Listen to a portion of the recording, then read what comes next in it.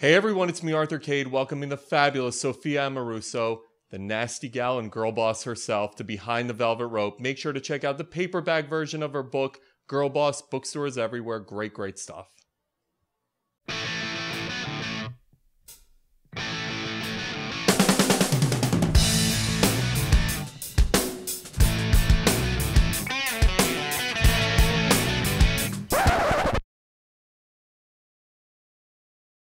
Hey everyone, it's me, Arthur Cade, and Sophia, I was just telling you, enormous fan of yours. I feel like you're kind of this Sheryl Sandberg for the millennial generation. You've built this incredible brand from scratch, incredible story, nasty gal, girl boss, bestseller. It's got to be awesome, and now it's coming out in paperback. Tell me about building the brand that you did. It's freaking so cool. Thank you so much. Wow, what a huge compliment. I started Nasty Gal as an eBay store when I was 22 years old, just in between jobs. I was sitting in the lobby of an art school, checking student IDs, yelling at people to come back and sign in from the elevator, and was getting friend requests on MySpace for eBay stores that were promoting their businesses on MySpace just by adding people. And so I clicked through and saw the vintage clothing that they were selling on eBay and the prices they were fetching, and I pretty much only wore vintage and I knew where to find it. And so I gave it a shot and, bought eBay for Dummies. And who thought that, I don't know, almost 10 years later, I'd be sitting here with you behind a velvet rope? There is no velvet rope, but you are technically behind the velvet rope. Did you imagine when you were first starting out, you drop out of school, you start really hammering away at this? Did you imagine it would become a $100 million company and essentially make you this famous millennial in terms of entrepreneurship? No. No, I think everything has come as a surprise at every step of the way, but a really great one. And I did put a book out into the world. I wanted it to be successful, but I was never an author before that. And, it's cool to have built two brands now in some ways, and I'm figuring out how to interconnect them. So there's the Nasty Gal brand, there's the Girl Boss brand. The ethos of both brands is really similar. I think it's, what's the difference? What's the power of Girl Boss? And what can we do more? So I'm launching a podcast in October, Girl Boss Radio. It's like you can get it in the iTunes store, and it's cool to be able to talk to girls, to talk about other people's stories, and to do what you're doing, be on the flip side of the microphone. It'll be interesting. When you look at, we're in such a different generation. I mean, I'm 37, so I'm old. Oh, trust me, every bone hurts these days. Once you cross 35, everything starts hurting. But we look at my generation as the Martha Stewarts of the world. We grew up in that world. Your generation is a whole different ballgame. You had mentioned social media was instrumental in you building your brand. Talk to me about how you were able to harness the millennials in that generation the way you were. Yeah. Well, I think I'm at the upper end of the millennial generation, but I think social media just comes really naturally to me and came really naturally to me. I was on it anyway, so being a native, like a digital native, I guess, is a great thing if you're building an online business. And I think a lot of us are doing that. And maybe I was kind of early on to that. Starting an online business is so much easier now than it was when I started. But it's really just about connecting it with an authentic voice. And not being afraid to be yourself.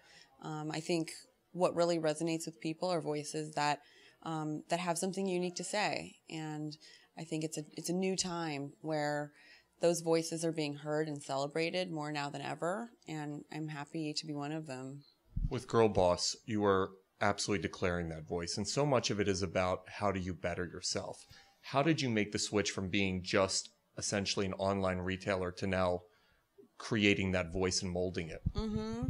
It's really different. So in the beginning, you're doing everything. You're writing the copy, you're taking the photos, you're styling the models, and you're going out and picking every last piece of clothing down to steaming it exactly how you want it to be steamed. So at a certain point, you have to figure out how to distill the best things about what you do or what you've done that's made the business successful, and work with other people who can hopefully take it even farther than you can. The goal is to hire people that are smarter than you. So, today we're creating tools so that we can have conversations about the brand, because it's impossible for me to do everything. And I still get Although I'm sure, like I me, still you get try. involved. You know, I get involved with the copywriting, but we have a really great team.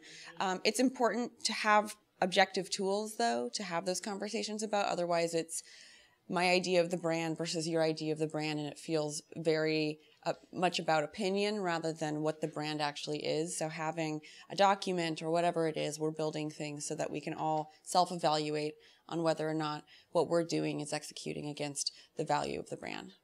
Was there a lot of doubt when you decided to drop out of school? Because we're taught from an early age, go to school, do well, get a job, have a life, retire. Mm-hmm. Was there a lot of doubt when you decided to make that change and that choice to pursue a dream? No, and I'm not sure I even was pursuing a dream. That's the thing. When you're 22, some people have like big dreams at 22. I was still figuring it out when I started the eBay store, and I dropped out of community college and I was taking full-time photo classes. I wasn't even doing general ed. So I was really just searching. I wanted to be a photographer. I still want to go back to art school.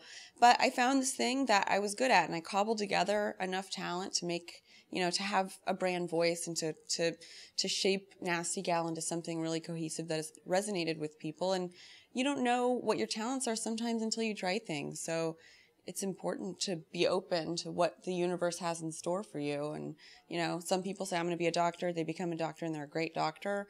Most of us, a lot of us, have to figure it out along the way. And I think you do that by trying different things.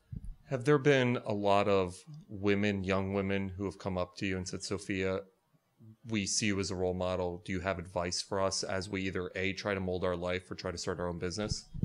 Yeah, a lot. I met a bunch of girls last night in Jersey City, actually, at the paperback book signing, which is the first of many that I'm about to do. There's a lot of advice being asked, and there's a lot of girls who are starting their own businesses or got fired or laid off, and it was in a time, it turned out being like the best thing that ever happened to them.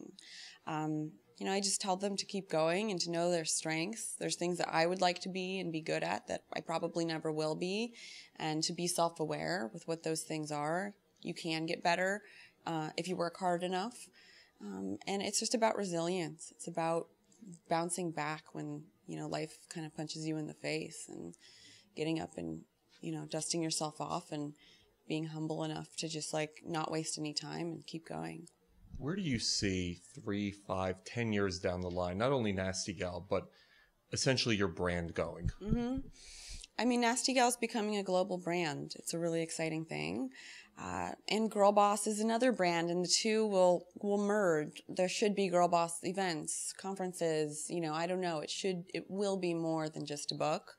And those things can live together. But, ultimately, Nasty Gal dresses girls to feel confident and go out into the world like they can accomplish anything, and Girlboss actually arms them with the tools to do it.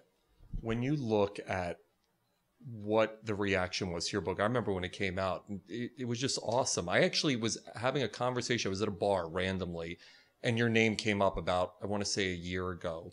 And I was like, wow. And it struck me that people really connected to that book. Did it blow you away, and does it blow you away, the reaction that you've gotten to it? It does. But I think I relate to these girls so much. Just the struggle of being in your 20s or at any age, figuring out what it is, or you're in a transition. We're always always in some state of transition, but nobody really gives honest advice. There's a lot of research-based books. There's a lot of really dry business books. There's a lot of memoirs, and this is none of those. It's funny and entertaining, and I talk about poop, and I talk about hitchhiking and things that you wouldn't find in a business book. And it's not an advice book. It's not didactic. It doesn't say, if you go do these 5 steps, this thing will happen for you. I don't think anybody knows enough in the world, unless it's a scientific, exercise, the responsibility of telling people, if you go do this, this will happen to you. This is the advice. This is what I have to share. Take it and run with it. Make it yours. And that's the most exciting thing, is seeing people take this story that I put out into the world and do amazing things with it. That it has a life beyond, its pages is the coolest thing. Leadership is a very, very tough thing, especially when you don't have the experience or the credentials behind you. What were some of the challenges you faced You start this company, it's growing enormously fast. What were the challenges you faced as a leader in building it? Yeah, I mean, I think the learning curve was not curvy at all. I think it was just kind of like a straight line, vertical line.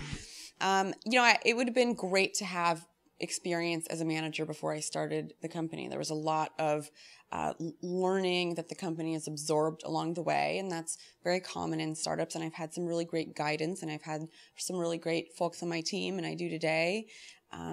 But it's challenging. Earlier this year, I moved my president and chief product officer into the CEO role. And that's something I was really excited to do because managing C-levels who have had careers, longer than you've been alive sometimes is, it's a task. It's not that I'm not confident enough to do it. It's, leadership chops are really developed over time and through adversity and through different environments. And Sherry, who's now our CEO, has incredible chops. She wakes up every day to lead our team. And, I feel the most comfortable leading our customer. And the girl that's reading Girlboss. And that's the person I've always been speaking to via social media. And that's my strength, and I want to play to my strengths. Have you seen The Intern yet? I haven't, but Anne Hathaway and Nancy Myers came to our office for research. So that's so cool. Yeah, so if, people have been tweeting at me, and Anne said some awesome stuff in the media, I shadowed Sophia for a day or whatever. And they did, and it's cool. But I've seen the trailer, and the office looks a lot like our office. It's cool. When you look at what is happening right now in fashion, I just had Andre Leontali in here, and it's always great to see what's happening. Where do you see fashion moving? Oh my God. Well, it's such a charade now, like Fashion Week. I don't go. I think there's really incredible stuff happening. I think all decades are kind of colliding now. There's, stuff that is being made. It seems like a very wearable kind of time. Things are relatively practical. It's not super outlandish or avant-garde. But I think there's new voices in fashion that are coming up and scaring the shit out of these editors that have had legacies forever. It's probably a good thing.